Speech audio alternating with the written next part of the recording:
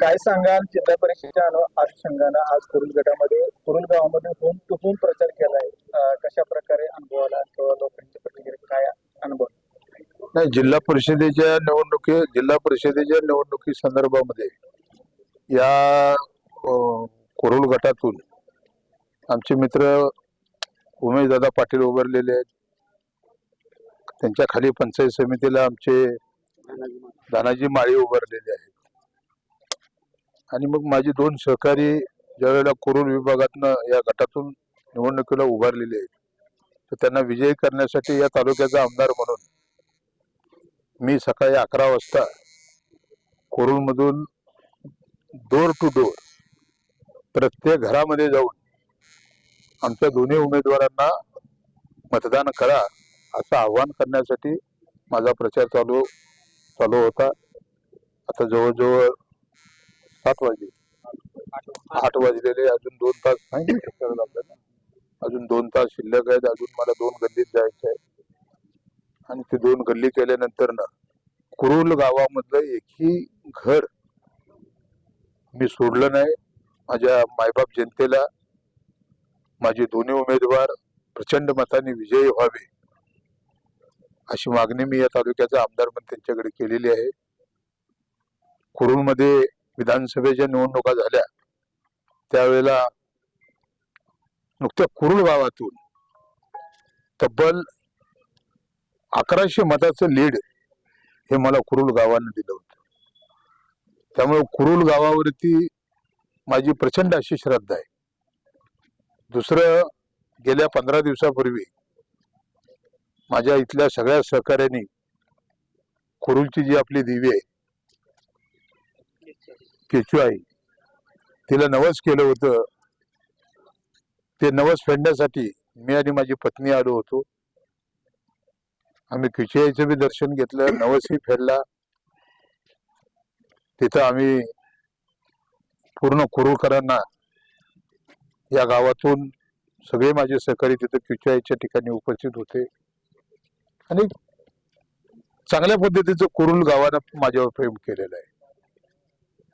आता जसा आमदार केला तसा जिल्हा परिषदेचा सदस्य, पंचायत समितीचा सदस्य एकदा आमच्या कुरुलच्या या भागातल्या लोकांनी केला तर विकासाची गंगा अधिक मोठ्या प्रमाणामध्ये आम्हाला ग्रामीण भागामध्ये राबवता येईल. म्हणून मी या कुरुल गावामध्ये डोर टू डोर प्रचार करतोय. अजून रात्री 10 वाजेपर्यंत मी 2 तास राहिलेली सगळी घरं करीन.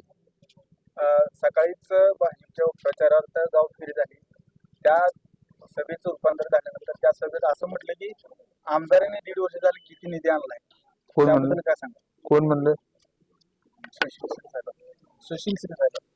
नाही, सुशील क्षीरसागर किंवा त्या क्षीरसागर परिवाराला माझ्यावर आरोप करण्याचा कोणताही नैतिक अधिकार नाही. कारण क्षीरसागर परिवार भाजपमध्ये काम करतात. भाजपला तिकीट नाही दिले की ते शिवसेनेत येतात, शिवसेनेत तिकीट नाही दिले की ते तुतारीकडे जातात, तुतारीने तिकीट नाही दिले की ते कुठल्याही पक्षात जातात. त्यामुळे त्यांना काय अशी माझ्यावर बोलण्याचा नैतिक अधिकार नाही. सुशील क्षीरसागर ज्या माजी आमदार बरोबर फिरतायत त्या राजन पाटलांना 30 वर्षामध्ये इथं काय निधी आणला, काय दिवा लावला, तो आम्हाला पहिल्यांदा सांगावा. 30 वर्ष तो आमदारकी तुमच्या घरात होती, तर तुम्ही 30 वर्षात काय विकास केला?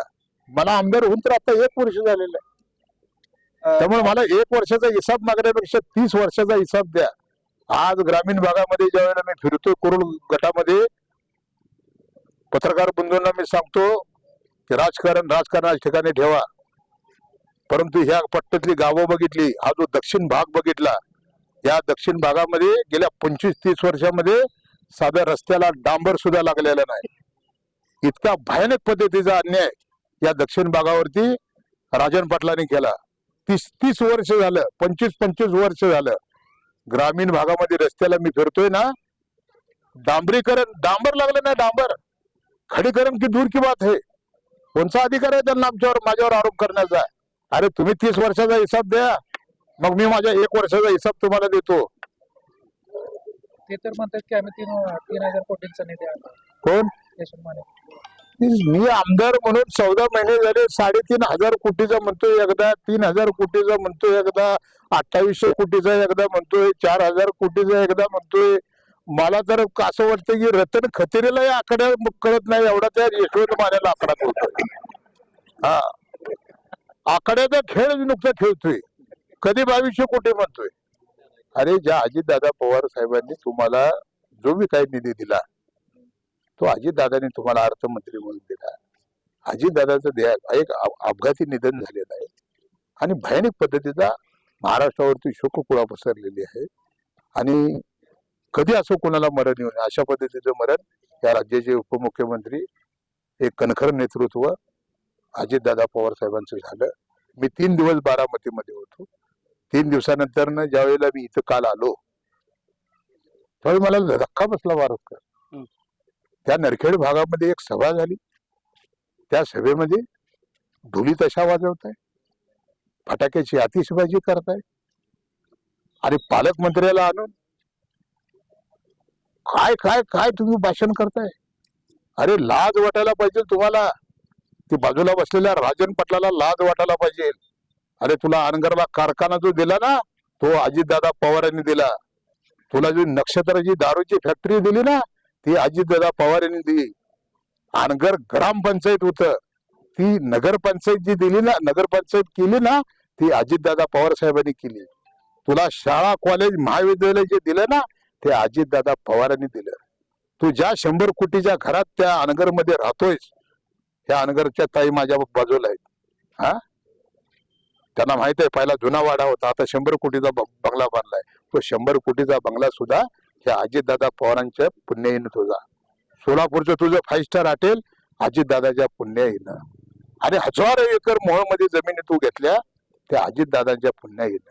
आणि त्या अजितदादाचं घड्याळ संपवासाठी तू निघालायस. कोणाची संघाची असंग पालकमंत्र्याला. अजितदादा ज्या वेळेला त्यांचा देहांत झाला, त्यांचा ऍक्सिडेंट झाला त्यावेळेला 6 बॉड्या होत्या. 6 बॉड्यामध्ये अजितदादांची बॉडी कशी ओळखायची असा प्रश्न ज्यावेळी निर्माण झाला त्यावेळी तिथलं पोलीस प्रशासन, त्या जिल्ह्याचा कलेक्टर, त्या जिल्ह्याचा SP हे सगळे त्या ठिकाणी होते.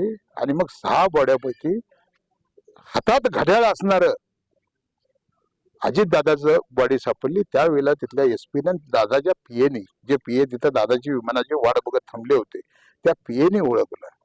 पवार परिवाराने ओळखलं की ही दादांची बॉडी आहे. त्यांच्या हातामध्ये एक घड्याळ होतं आणि त्या घड्याळावरनं दादांची बॉडी पटली. आणि मग दादांच्या बॉडी पटल्यानंतर त्यांचं पोस्टमार्टम झालं आणि त्यांचं विधी झाला. मी स्वतः तिथे 3 दिवस होतो या तालुक्याचा आमदार म्हणून. आणि मी पवार परिवाराच्या घरातला सदस्य आहे. मी त्यांच्या पक्षाचा आमदार आहे. आणि म्हणून नैतिकता म्हणून उमेश दादाही तिथं होते, मी बी होतो. आणि तुम्ही अजितदादा ज्या वेळेला गेले त्यावेळेला सुद्धा त्यांच्या हातातल्या घड्याळावरनं दादांची बॉडी ओळखावी लागली. ते दादाचं घड्याळ पडू नये म्हणून आम्ही दादा दुःखातनं बाहेर पडल्यानंतर आम्ही ताबडतोब घड्याळाचा प्रचार चालू केला. आम्ही कुठं वाजत गाजत नाही, कुठं बघा तुम्ही हलगी नाही, कुठं फटाक्याची आतिषबाजी नाही. मी कुरुलमध्ये आज सकाळी 11 वाजल्यापासून डोर टू डोर घर जाऊन मी लोकांना हात जोडतोय की अजितदादाचं घड्याळ जमिनीवरती पडू देऊ नका. आणि हे नरखेडमधील सभा घेतात पालकमंत्रीची. आणि ज्या पवार परिवारानं, ज्या अजितदादानं, ज्या घड्याळानं तुमचा उद्धार केला, तुम्हाला 3दा आमदारकी दिली, तुमच्या विचाराचा 3 वेळा आमदार केला, एवढी सगळी सत्ता दिली, ते मान्या काय म्हणतोय 3,500 कोटी. आणि तुला 10,000 कोटी ज्या दादाने दिलं त्या दादाचं घड्याळ संपवा म्हणून ही माने फिरतोय. आणि मला साधी पिठाची चक्की सुद्धा दादाने दिली नाही. त्या दादाचं माझ्या घड्याळ खाली पडू नये म्हणून मी दारोदार फिरतोय. लक्षात ठेवा, हा फरक आहे. ज्या ह्यांना भरभरून दिलं अजितदादानं ते अजितदादाचं घड्याळ संपवत आहे. मला तर पिठाची चक्की बी दिली नाही तरी बी मी अजितदादाचं घड्याळ पडू देत नाही, कारण ही विचाराची लढाई आहे. मी बाबासाहेब आंबेडकरांच्या चळवळीतला कार्यकर्ता. लक्षात ठेवा, शाहू फुले आंबेडकरांचा विचार सांभाळणारा मी कार्यकर्ता आहे. आणि मी रमेश बारसकर आमचे या कुरुलचे आहेत, त्यांचे आईसाहेब ह्या कुरुलचे आहेत, त्यांचं लहानपण कुरुलमध्ये गेलं. मी रमेश बारसकरांना सकाळी 11 वाजता बोलवलं आणि दोघंही आम्ही या घरोघरी, मी आमदार म्हणून आणि ते या गावचे नातू म्हणून त्यांचं आजोळ असल्यानं आम्ही या भागामध्ये प्रचार करतोय आणि प्रचंड मोठ्या प्रमाणामध्ये लोकांची सहानुभूती आहे, अजितदादांबद्दल सहानुभूती आहे. आणि निश्चितपणाने तुम्हाला सांगतो, आमचे दोन्ही उमेदवार, तिन्ही उमेदवार, वडेश्वर गणामधून आमचे केशव पाटील, आमचे इकडे माळी आणि उमेशदादा पाटील हे प्रचंड मताधिक्याने उद्याच्या 7 तारखेला मतदान होईल आणि 9 तारखेला निवडून येतील.